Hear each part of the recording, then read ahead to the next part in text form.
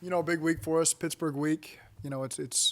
Um, these are big games for us. These divisional games. I understand that the rivalries that people feel here in years past, and so we're excited to play the Steelers. And we have a lot of regrets from the first time we played them. We feel like that game, we let it get away from us early in the game, and so our guys are fired up and ready to get back at it in front of our home crowd. They got a good team. They've done a really nice job on defense. They're really physical. I think you counted up, they got about 10 or 11 first-round picks that are over there, and they're too deep. And they're creating a lot of turnovers and really affecting the quarterbacks. And so they're doing a nice job. And then, they're battling through some injuries, obviously, on offense, and we'll see how that plays out. But, the quarterback's getting more experience. You see some good things from him. You can see the growth there that I'm sure they're hoping to get. And so that'll be a tough challenge for us on both sides of the ball. And then special teams, obviously, our special teams needs to continue to play well as they've been playing well really all season. I think Darren and Braden have done a great job with those guys. So I'm excited for this next test. Our guys will be fired up and ready to go. What was your biggest takeaway offensively, stopping the pass rush from the first Pittsburgh game where obviously it went haywire? I mean, what was your biggest takeaway on how to avoid something like that happening again? Yeah, you look at the first two, miscommunication on the very first sack. We had a play action, miscommunication on who we were targeting to, and so just gave up a free runner, which is unacceptable. And then we had a sack fumble in the red zone. Really, they got off on the cadence. We checked the play. They got off on the cadence, and we put ourselves in a tough spot there. So you got to learn from those things, And then as the game went, we were down, I think, 24-3, 27-3. We were throwing the ball a lot, and they were just teeing off. They have a hell of a pass rush. Those they can get it with the front four. They can pressure you, but those guys are really doing a nice job up front. So if you end up dropping back like we did, it turned into a bit of a horror show there, and we got to learn from that. Not just earlier because I came late, but do you have any idea if AJ's going to practice this week? He won't practice today. This week? We'll take it day to day, but he won't practice today. How's the ankle been? He's still working through it, making sure it feels right, as he's running those routes and all that stuff. And so he gets good work with the trainers and report back to us. But today he won't practice with us. He'll be with the trainers. Coach, if he doesn't practice on Wednesday, is it hard to see him play Sunday? Not impossible, but, it is difficult with any player, especially a player who hasn't played in a long time. You want to make sure they get the reps and so they get a feel for the game plan. And so we'll take it day to day with him. Is this team aware that the franchise has never started 0-11? I couldn't tell you that. It's not something we talk about as a team. We just focus on doing our best to beat Pittsburgh. What is the plan with Cordy Glenn? He'll start getting work today at left tackle. He's healthy. He's gotten 2 weeks of work now where he's got integrated back in practice, and so we'll start working him in there at left tackle. You're hopeful that he could start at left tackle? Yeah, there's a chance of that, yeah. What's that like to finally, after everything that's gone on this year, to kind of have him in a position to be starting? I mean, what does that say about kind of the whole way that the process has been for y'all?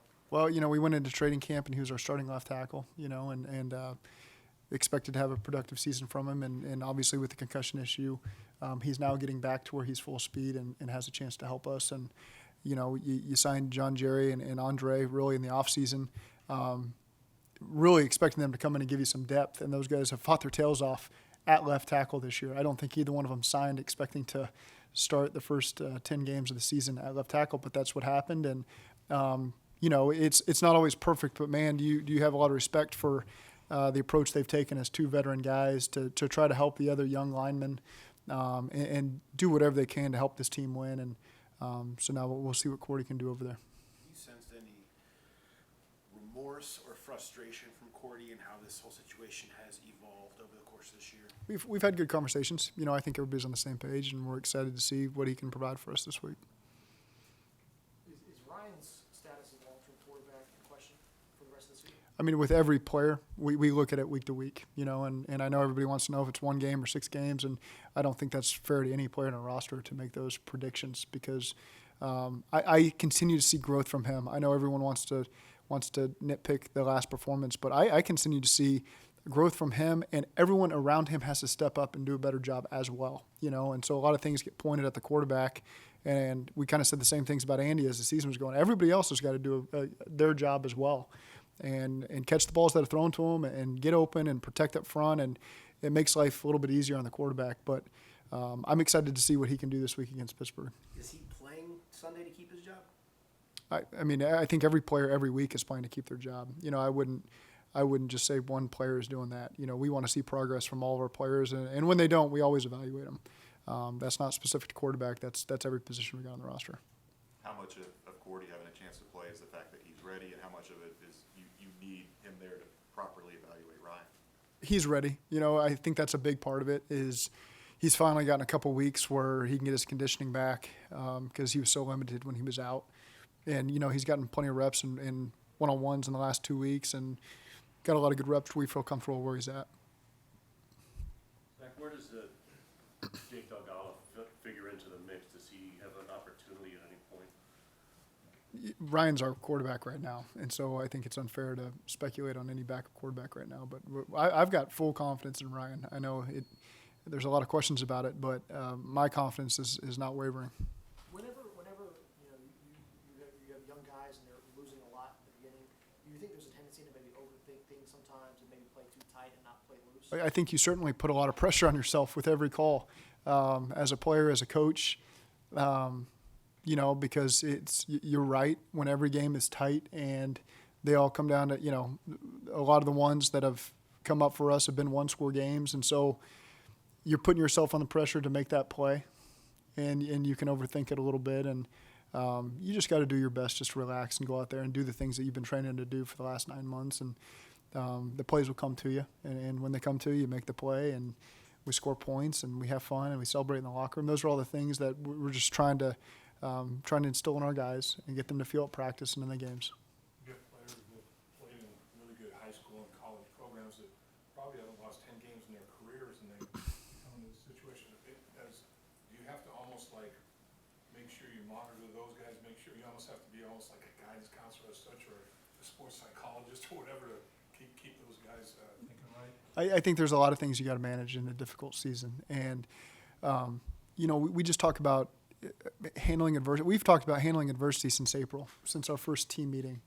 That in these seasons, you know you don't know what it is, you don't know what's coming your way, and we faced probably as much of it as anybody has this year. I think is fair to say. And so again, it's just don't deviate from who you are. You know, you got to keep improving as your own person. You know, every player and every coach has got to keep raising their own standard and working to the highest level they can.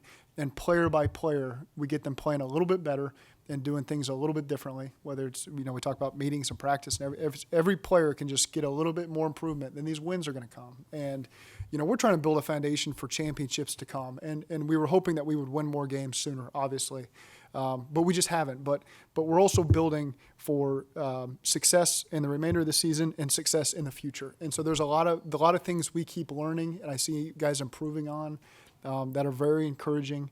And eventually it's going to show up in the win column, and then they're all just going to kind of snowball from there, and we'll experience the success that we all envision ourselves having. And then here after you started the press conference, and if you addressed this already, I apologize, but I heard you mention that Cody's going to go left tackle. Is he excited about it? Is the team excited about him? Yeah, he's excited, you know, and so I think he'll be able to help us there at the offensive line. You know, I think when you get your starting tackle back, that's a big boost.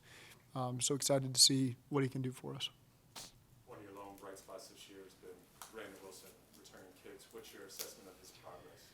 I think Brandon's making good progress. You're right. He's provided a spark. And not to take away credit from Brandon, because Brandon has done a heck of a job, but those return units in general, those guys are detailed. You know, Darren has been really specific and detailed with his expectations for them, and they've executed it, and they've given him some great opportunities, and he's capitalized on them. And so credit goes to Brandon, no question. Credit also goes to everybody on that team, and Darren Simmons and Braden, because they've done an excellent job putting those guys in position and really keeping a high standard with all those players. I remember we had a return guy by the name of Lamar Parrish, and everybody in the team would walk to the sideline when he was returning because something great was about to happen. I noticed guys getting off the bench on the kickoff return, kind of walking out there, watching Brandon. It's pretty good energy boost. There's no question, you know, and you know, Alex has had his fair share of good returns too in the preseason, regular season, and Darius Phillips, you know, as well, you know, in the preseason. So we've got some guys that have done a great job. And so not only does it speak to the talent of those guys, but it speaks to the job that the coaches are doing and the players are doing, executing those guys those opportunities. Have there been any discussions about letting letting Brandon do punts as well?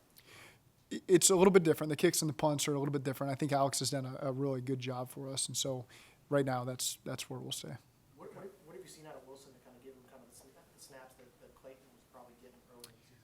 Well, he does a good job. He's got great speed and he can cover guys, and so we use him in some of our 3 safety packages that he's in there covering receivers, and he continues to make improvement there. If you had to summarize Pittsburgh's defense in a sentence or Yeah. a couple of sentences, when you watch tape on them, what comes to mind? Fast, physical, aggressive. They play with a lot of confidence. They do a good job communicating. It starts with the front.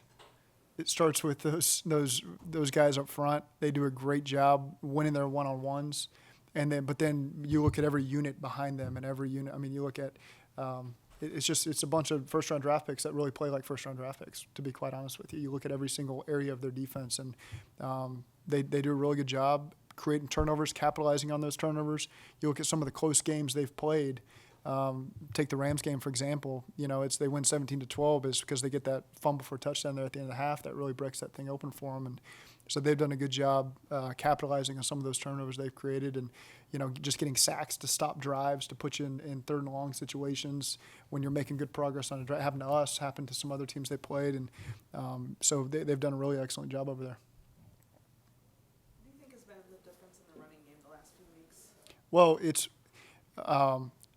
there's been some consistency up front. I think those guys are starting to get a good feel for each other. And I think the backs are getting a good feel for what we're asking them to do as well. And again, we saw it was not showing up in the stat column the first couple of weeks of the season. But you would watch every game and just think, man, we are just an inch away from this thing breaking and getting a good gain and us having a solid rushing performance. And I think over the last 3 weeks we've been 6th in the league in rushing because those guys have started to make progress every single week, and those are the things we just got to continue to build on. And now, we got to keep that consistency in the run game, and we got to build off of it in the pass game as well. And so there's a lot of areas obviously that need to improve for us. Sometimes they don't all come at once, so we got to take one, and all right, we got to keep that consistency up, and now we got to improve in this other area as well. And those are the things we need to continue to do over the next 6 weeks. Saying, a lot of old wise coaches I've heard say it, that you're never as good as you think you are, never as bad as you think you are. When you look at the tape with Ryan, does it hold true? Yes. What is it that he's doing best? I know it's a small sample size, only 2 games, but what has he done in both games to give you encouragement? Well, first of all, start with his approach and his confidence in himself. That's the starting point you have to have for any young quarterback. And so he puts in the work and understands what we're asking of him. When he's out there, he's playing confident, and there's some plays where we got to make some plays for him where the game goes a little bit differently. We missed some explosive plays that were there that he did a good job putting us in position in. And so, it's not perfect. There's plays he wants to have back, but I don't think it's quite what people want to make of it. I just watched it again an hour ago, and I'm like, God, it's a real shame that that's the nature of that position, right? I mean, it's the toughest in all sports, and so you're going to get the credit when things go great. You're going to get the criticism when things go bad. He's played 2 games. He really didn't practice the first 6 weeks of the season. He's had 2 weeks of practice. We're playing him because we see some traits in him that are special, quite frankly. And so he's going to continue to get opportunities, and I only expect him to get better and better and learn from this stuff. And he's got a really bright future. Just a couple more, please. What are those traits? His confidence, his leadership, his ability to prepare for the games. He can throw on time. Obviously it takes – you might miss a rep, and then he does a significantly better job with the next rep. He learns quickly from his mistakes. And he's got a knack for moving in the pocket and creating plays that aren't always there. And you look at the scrambles. He's had a couple scrambles where there's incompletions, and so his whatever the stats say he was incomplete because he should have. No, there's people got to get open. They got to adhere to our scramble rules and get themselves open. Because I really think when he's moved, he's done a good job trying to buy time and give people an opportunity or run. And that's an improvement we got to make across the board with all of our guys, is when he does move and escape, we got to do a much better job getting in phase and giving us some opportunities to make some plays. Would you like to see Ryan play a little bit faster? Some of the sacks he's taken, it seems like he's kind of holding the ball a little bit long. No, I wouldn't. I think the first sack of the game, you could maybe say that. But aside from that, I wouldn't say that's the issue for the sacks. One of them was a naked. That was my fault. There's no one responsible for that guy except for me. And so I wouldn't say that. I would think with any young quarterback, they're going to play faster with the more games that they play in. It's only so much you can simulate in practice. I think you're just looking for them to, hey, play faster at every single performance. Let's play a little bit faster. Let's get in a little better rhythm. I would imagine that all these Hall of Famers, their first 3 games, you look at him, you're like, man, he needs to play faster, and it's going to get there. And that's why you don't give guys like that a quick hook. If you see the traits in them and you believe in them, you give them an opportunity to show the reasons why you think they can play for you. Haven't played the position that the delicate. Oh, I would have been benched after 1 game. Done. But the delicate balance between, okay, I'm gonna try to contest the catch, risk the pick, Yeah. but, and you gotta do it in a tenth of a second, just reps dictate, Yeah. fine line decision-wise, that's a tough one to make. Sure, and it's sometimes you don't always get an opportunity to see a guy get open. You just have to trust the leverage that he's got early in the play. And I'm not speaking to anything specific to what happened. It's just quarterbacking in general. You got to understand, okay, that's the coverage I anticipated. I got to trust that my guy's going to break leverage or get open or that spot's going to be there. And that's part of just playing fast and anticipating. And that's why there's so few guys that can do it, because it's not an easy job, and so we just got to continue to improve with every week.